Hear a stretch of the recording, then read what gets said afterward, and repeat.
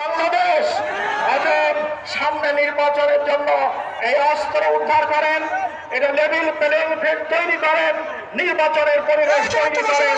সরকারকে উদাত্ত আহ্বান জানিয়ে আমি আমার সংক্ষিপ্ত বক্তব্য শেষ করছি। আসসালামু আলাইকুম ওয়া রাহমাতুল্লাহি ওয়া বারাকাতুহু।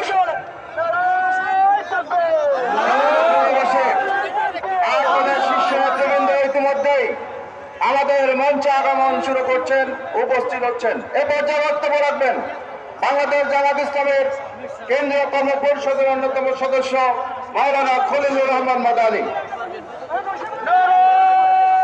আসসালামু আলাইকুম ওয়া রাহমাতুল্লাহি ওয়া বারাকাতুহু।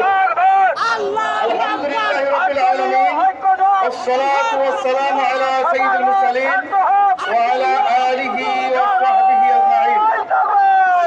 সভাপতি, প্রধান অতিথি, মেহমানবৃন্দ, সংগ্রামী তাওহীদি জনতা, সংগ্রামী দেশবাসী, আল্লাহ সুবহানাহু ওয়া তাআলা ইরশাদ করেছেন, ইদিলু হুয়া আকরাবু লিত-তাকওয়া।